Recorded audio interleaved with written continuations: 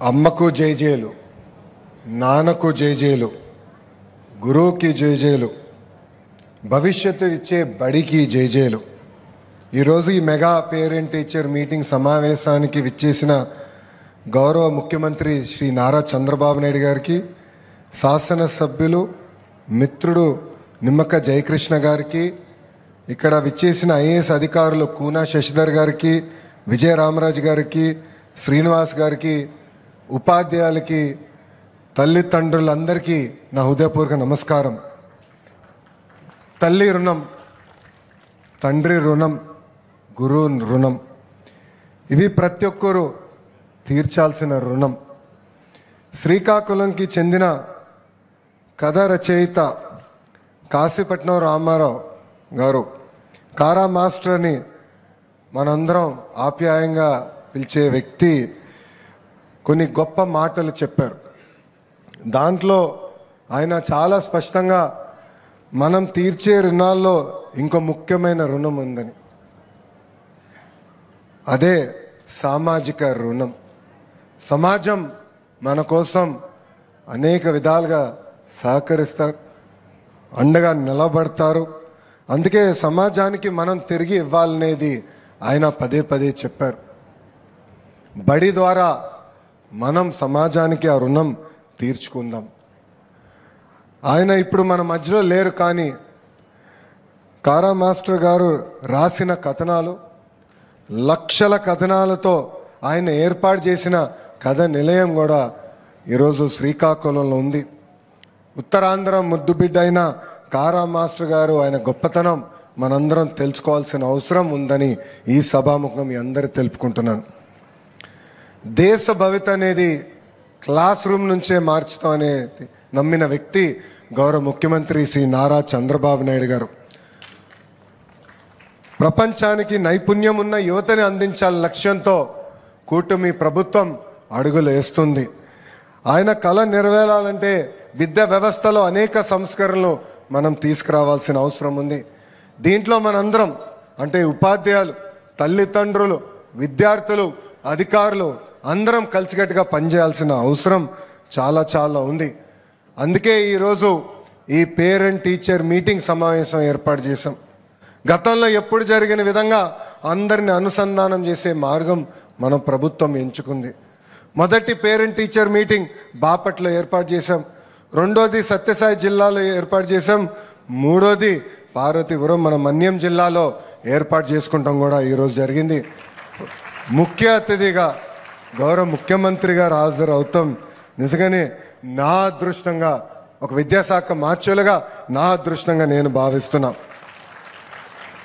అభివృద్ధి వికేంద్రీకరణ గురించి పెద్ద ఎత్తున చర్చ జరుగుతుంది. అన్ని ప్రాంతాలు సమగ్రంగా అభివృద్ధి చెందాలనేది గౌరవ ముఖ్యమంత్రి గారి ఆలోచన. ఆ సమగ్ర అభివృద్ధి జరగాలంటే విద్యా వ్యవస్థ కీలకమైన పాత్ర వహిస్తుందని ఈ సభాముఖంగా తెలుపుతున్నాం. పిల్లల్ని చూస్తే నాకు దేవుళ్ళు కనపడతారు. పిల్లలు మన భవిష్యత్తు. పిల్లలంటే నాకు చాలా ఇష్టం. అందుకే గౌరవ ముఖ్యమంత్రి గారిని అడిగి నేను విద్యాశాఖని ఎంచుకుంటాం జరిగింది.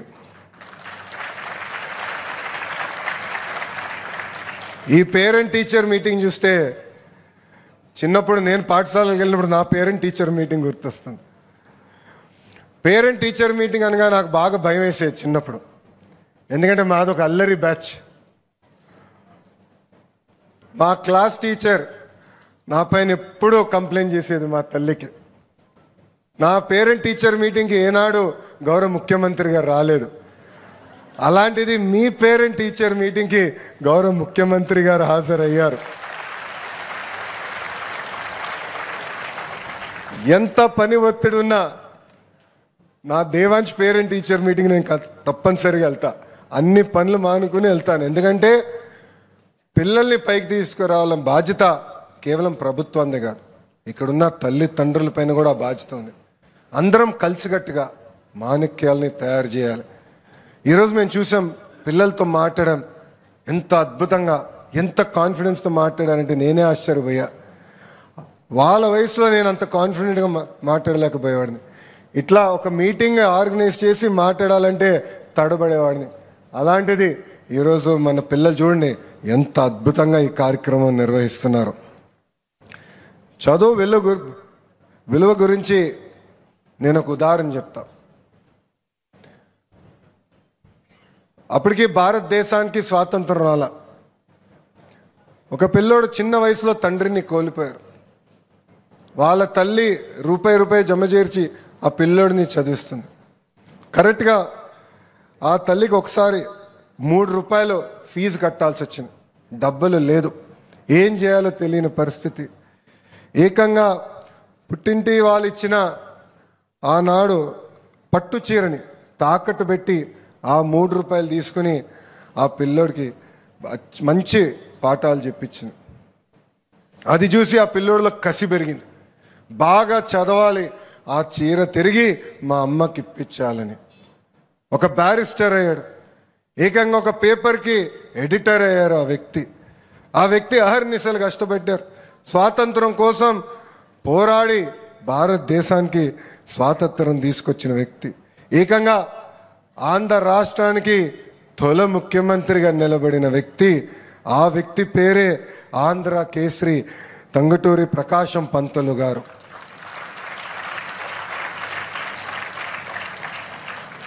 ఆయన తల్లి పేరు సుబ్బమ్మ.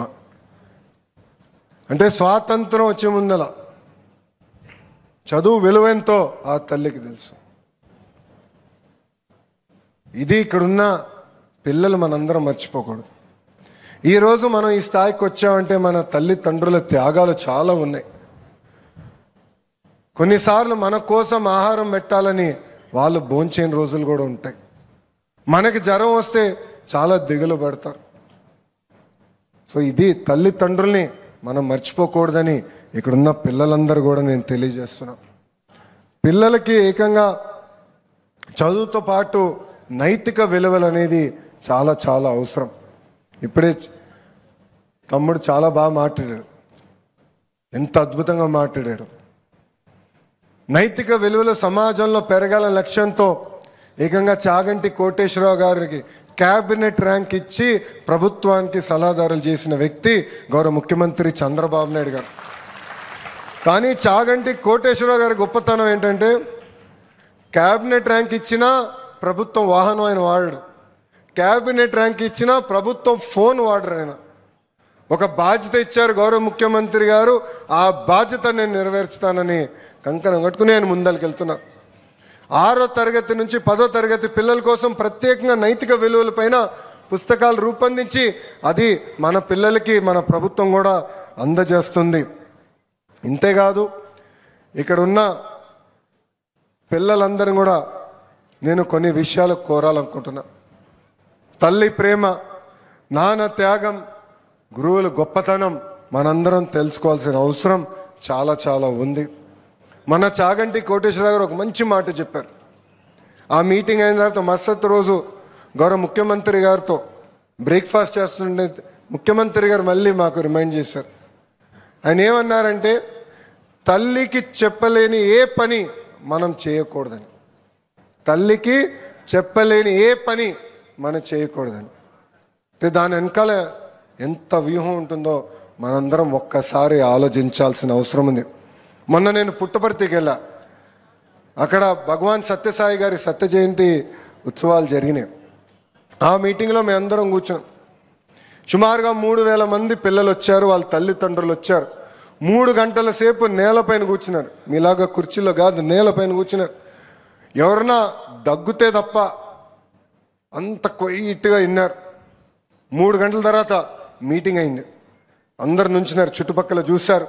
వాటర్ బాటిల్ ఉంటే తీసుకున్నారు, ఒక కాగితం ఉంటే తీసుకెళ్ళి చెత్త బుట్టలో పడేసిన తర్వాతనే వాళ్ళ అకామిడేషన్ అంటే హౌసింగ్కి వెళ్ళారు. అందుకే ఇక్కడున్న మనందరం కూడా చుట్టుపక్కల ఉన్న ప్రాంతాన్ని శుభ్రంగా పెట్టుకోవాలి.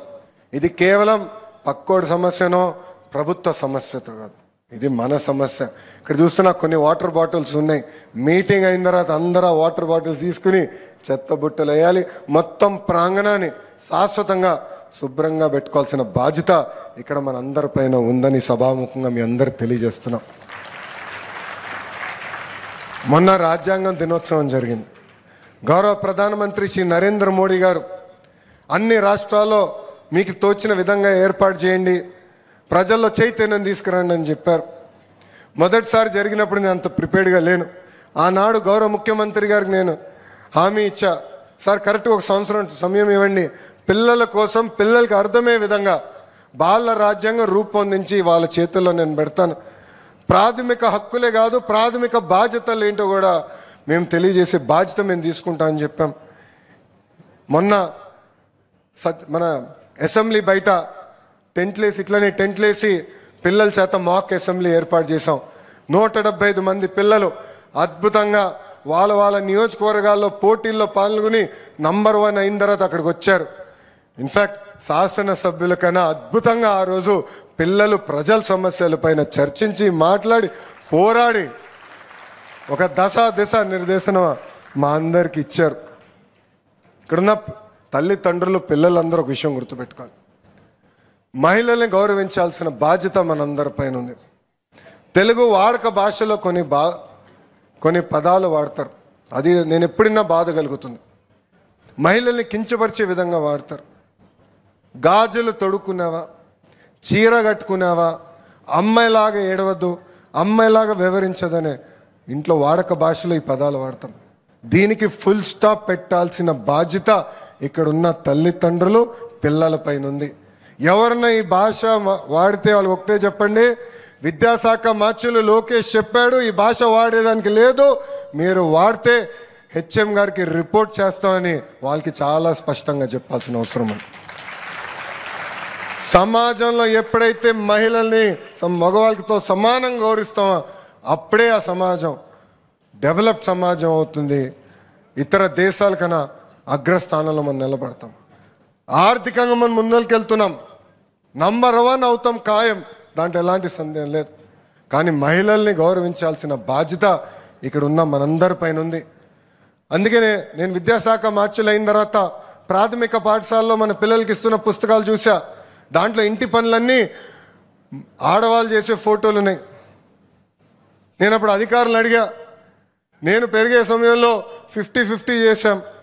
బ్రహ్మని నాకు పెళ్ళి ఇప్పటికీ 19 సంవత్సరాలు అయింది. ఇంటి పనులు మేము 50-50 చేస్తాం, ఎందుకు బుక్కుల్లో 50-50 లేదని ఏకంగా 50% ఫోటోలు మగవాళ్ళు కూడా ఇంటి పనులు చేసే విధంగా మేము రూపొందించాం. నిజమైన మార్పు ప్రాథమిక పాఠశాల నుంచి మొదలవుతుంది. ఇక్కడ చాలామంది అక్కలు నవ్వుతున్నారు, నేను చెప్పిన దాంట్లో ఎలాంటి పొరపాటు లేదు కదా తల్లి, కరెక్ట్గా చెప్పానా? ఇంకో పక్కన తల్లి, పాఠశాలని రాజకీయాలకి దూరంగా పెట్టాం. మీరు చూస్తే రాజకీయ నాయకుల పేరులతో స్టూడెంట్ కిట్ ఇవ్వలేదు. సర్వేపల్లి రాధాకృష్ణ గారి పేరుతో స్టూడెంట్కి ఇచ్చాం. డొక్క సీతమ్మ గారి పేరుతో మధ్యాహ్నం భోజనం పథకం ఏర్పాటు చేస్తున్నాం. మీరు చూడండి, మీ పిల్లలకి అందించిన పుస్తకాల్లో కానివ్వండి, మెటీరియల్లో కానివ్వండి, చివరికి ఇక్కడున్న ఫ్లెక్సీలో కూడా గౌరవ ముఖ్యమంత్రి గారి ఫోటో కానివ్వండి, ఉప ముఖ్యమంత్రి గారు పవన్ అన్న గారి ఫోటో కానివ్వండి, లేదంటే విద్యాశాఖ మార్చులుగా నా ఫోటో కానివ్వండి, ముందు మాట కానీ ఎక్కడా లేని పరిస్థితి. ఎందుకంటే రాజకీయాల్ని పాఠశాలకు దూరంగా పెట్టాలనేది గౌరవ ముఖ్యమంత్రి గారు నాకు ఇచ్చిన ఆదేశాలు, అది తూచా తప్పకుండా మేము అమలు చేస్తున్నాం. అనేక సంస్కరణలు తీసుకొచ్చామమ్మా. 9600 పాఠశాలలో 1 క్లాస్ 1 టీచర్ విధానం తీసుకొచ్చాం. కరికులంని బలోపేతం చేస్తున్నాం. ఇప్పుడే గౌరవ ముఖ్యమంత్రి గారు చూపించాం క్లిక్కర్ టెక్నాలజీ ఎలా వాడచ్చని. కేవలం పాఠాలే చెప్తాం కాదు, దాంట్లో ఎంతవరకు నేర్చుకున్నారు, డెప్త్ ఎంతవరకు వచ్చిందో నేరుగా తెలుసుకునేదానికి క్లిక్కర్ టెక్నాలజీ తీసుకొచ్చాం. పైలట్ ప్రాజెక్ట్ మన పాఠశాలలో అమలు చేశాం, అది కూడా ముందలు తీసుకెళ్తాం. ఉపాధ్యాయులు గతంలో ట్రాన్స్ఫర్ అవ్వాలంటే ఇబ్బంది పడ్డేవారు. ట్రాన్స్పరెంట్గా భారతదేశంలో ఏ రాష్ట్రంలో లేని విధంగా ఒక టీచర్ ట్రాన్స్ఫర్ యాక్ట్ వాళ్ళ కోసం తీసుకొచ్చాం. ఇన్ సర్వీస్ టీచర్స్ కూడా ఏకంగా ఈ టెట్ ఆప్షనల్ చేశాం.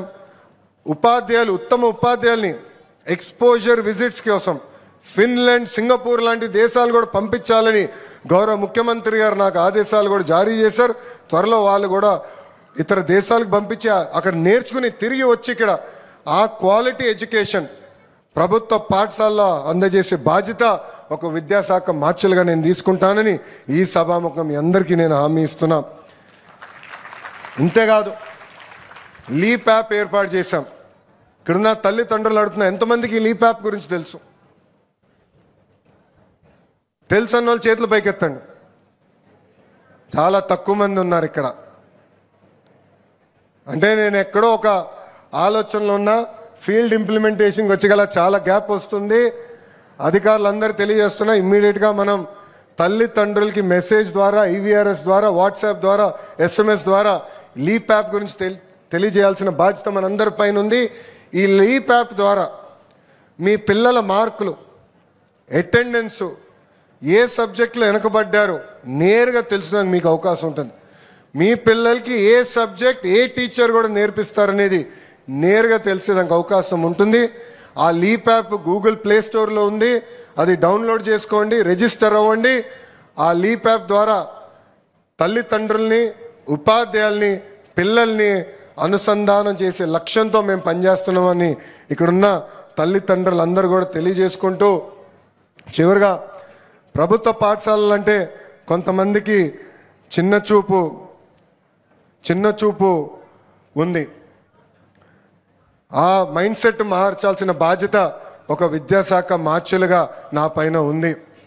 గౌరవ ముఖ్యమంత్రి గారు ఇప్పుడే కిందికి వస్తున్నప్పుడు ఆయన అడిగారు, భారతదేశంలో Andhra model of education number 1 ఎప్పటికల్లా మీరు చేస్తారని. నాకు తెలుసు ఆయనకు హామీ ఇస్తే మళ్ళీ ఆ రోజు నుంచి నేను పరిగెత్తిస్తాడు అది. అందుకే ఒక సంవత్సరం ఎక్కువ తీసుకుందని, సార్ 2029 కల్లా నేను నంబర్ 1 చేసే బాధ్యత తీసుకుంటాను. సీరియస్గా నా వైపు చూశాడు ఆయన. మీరు చప్పట్లు కొడుతున్నారు, ఆయన కొట్టలేదు. ఆయన నా వైపు సీరియస్గా చూసుకుని, ఒక పక్కన ఐటీ శాఖ మార్చులు మీరే, విద్యాశాఖ మార్చులు మీరే, బాధ్యత మీ పైన ఉంది. టెక్నాలజీతో జోడించి మెరుగైన విద్య అందించండి. కేవలం 2 సంవత్సరాలు ఇస్తున్నా ఆంధ్ర మోడల్ ఆఫ్ ఎడ్యుకేషన్ భారతదేశంలోనే నంబర్ 1 చేయండి అనే ఆదేశాలు ఆయన ఈరోజు నాకు జారీ చేశారు. ఆ ఆదేశాలు తప్పనిసరిగా మేము స్వీకరిస్తాం. 100% భారతదేశంలోనే నంబర్ 1 చేసే బాధ్యత మేము తీసుకుంటామని ఈ సభాముఖంగా గౌరవ ముఖ్యమంత్రి గారికి నేను హామీ ఇస్తూ, వెనకొండి నాకెప్పుడు సలహాలు ఇస్తున్న ఒక వ్యక్తి, ఆయన గౌరవ ఉప ముఖ్యమంత్రి, నాకు అన్న సమానమైన పవన్ అన్న గారు. క్యాబినెట్ మీటింగ్ కరెక్ట్గా ముందెళ్తాం ఒక 15-20 నిమిషాలు ఉంటుంది. ఎప్పుడెళ్ళి అన్ని కలుస్తా, డిస్కస్ చేస్తాం. మధ్యాహ్నం భోజనం విషయంలో కానీ, స్కూల్ కిట్ గురించి కానీ, కరికులం గురించి కానీ, మహిళలు గౌరవిస్తాం విషయంలో కానివ్వండి, ఇవన్నీ మేము డిస్కస్ చేస్తాం. ఇది ఎందుకు చెప్తున్నానంటే టీం వర్క్గా మేము పనిచేయాలి. మీ పిల్లల గురించి అందరం ఆలోచిస్తున్నాం. నాకు కూడా టైం టు టైం సలహాలు ఇచ్చి నడిపిన గౌరవ ఉప ముఖ్యమంత్రి గారికి, పవన్ అన్నకి ఈ సభాముఖంగా నా కృతజ్ఞతలు కూడా తెలుపుకుంటూ, ఈ సభాముఖంగా ఆంధ్ర రాష్ట్రంలో ఉన్న తల్లిదండ్రులందరూ కూడా ఒక విషయం చెప్పాలనుకుంటున్నా. ఈరోజు ప్రభుత్వ పాఠశాలలో అద్భుతమైన యూనిఫామ్లు ఇస్తున్నాం, పుస్తకాలు ఇస్తున్నాం, బ్యాగులు ఇస్తున్నాం, చివరికి షూస్ కూడా ఇస్తున్నాం. ఏదో చదువుతో కాదు, పాఠాలతో పాటు ఆటలు, యోగా, ఇవన్నీ కూడా మేము నేర్పిస్తున్నాం. నైతిక విలువలు కూడా పిల్లలకి అందజేస్తున్నాం. రండి, మీ పిల్లల్ని కూడా ప్రభుత్వ పాఠశాలలో చేర్చండి. కలిసిగట్టుగా మాణిక్యాలని తయారు చేసే బాధ్యత మనందరం తీసుకుందామని ఈ సభాముఖంగా ఆంధ్ర రాష్ట్ర ప్రజలందరికీ నేను పిలుపునిస్తూ, నాకింత అద్భుతమైన అవకాశం ఇచ్చిన గౌరవ ముఖ్యమంత్రి గారికి నా హృదయపూర్వక ధన్యవాదాలు తెలియజేసుకుంటున్నా. ఎందుకంటే ఎప్పుడు నేను ఏం అడిగినా విద్యా విధానంలో అనేక సంస్కరణలు తీసుకురావాలనుకుంటున్నాను సార్. ఇట్లా చేయాలనుకున్నప్పుడు క్యాబినెట్ మీటింగ్లో కూడా అద్భుతంగా చర్చలు జరుగుతున్నాయి. టీచర్ ట్రాన్స్ఫర్ యాక్ట్ మీద సుమారుగా 30 నిమిషాల పాటు చర్చ జరిగింది. పర్ఫార్మెన్స్ ఇంప్రూవ్ చేయండి, లెర్నింగ్ అవుట్కమ్స్ ఇంప్రూవ్ చేయండి అని వెనుకొండి మమ్మల్ని నడిపిస్తున్న గౌరవ ముఖ్యమంత్రి గారు. నవ్వుతా నేను ఎప్పుడు చెప్తా ఉంటా, యువకులం, ఉత్సాహవంతులం, మిసైల్ లాంటి వాళ్ళం. కానీ గౌరవ ముఖ్యమంత్రి గారు ఆయనకున్న అనుభవాలతో ఆయన GPS లాంటి వారు. అంటే మిసైల్ ఎక్కడికి వెళ్ళాలి, సరే డైరెక్షన్లో వెళ్తుందా లేదా అని టైం టు టైం చెక్ చేస్తూ మాకు చెప్తా ఉంటారు. లేదంటే మేము మా పైన పడి మొత్తం సెల్ఫ్ డిస్ట్రక్షన్ చేసే పరిస్థితి కూడా ఉంటుంది. అందుకే అద్భుతమైన టీం ఉంది. గౌరవ ముఖ్యమంత్రి గారి ఆదేశాల మేరకు అన్ని కార్యక్రమాలు తూచా తప్పకుండా అమలు చేసి ఆంధ్ర రాష్ట్ర ప్రజలు గర్వపడే విధంగా విద్యా వ్యవస్థను ముందలు తీసుకెళ్తానని గౌరవ ముఖ్యమంత్రి గారికి సభాముఖంగా హామీ ఇస్తూ, ఎప్పుడు నా వెనకాల ఉంటూ నేను ఇచ్చిన ఏ కార్యక్రమమైనా ఆదేశాలైనా నవ్వుతూ అమలు చేస్తున్న కూనా శశిధర్ గారికి, విజయ రామరాజు గారికి, అదేవిధంగా మా ఎస్పీడి శ్రీనివాస్ గారికి, చాలామంది కార్యక్రమానికి రాలేకపోయారు. రంజిత్ భాషా గారేమో గౌరవ ఉప ముఖ్యమంత్రి గారితో ఉన్నారు, భరత్ గుప్తా గారు హైయర్ ఎడ్యుకేషన్ చూస్తున్నారు, గణేష్ గారు స్కిల్ డెవలప్మెంట్ చూస్తున్నారు. మనందరం ఒక పవిత్రమైన బాధ్యత తీసుకున్నాం, మనందరం కలిసికట్టుగా ముందరికి వెళ్తున్నాం. గౌరవ ముఖ్యమంత్రి గారు గర్వపడే విధంగా అందరం పనిచేయాలని ఈ సభాముఖంగా వాళ్ళందరూ కూడా తెలియజేసుకుంటూ నేను మీ అందరి దగ్గర నుంచి సెలవు తీసుకుంటున్నాను. అందరికీ నమస్కారం. జై హింద్, జై హింద్. థ్యాంక్ యూ అమ్మా.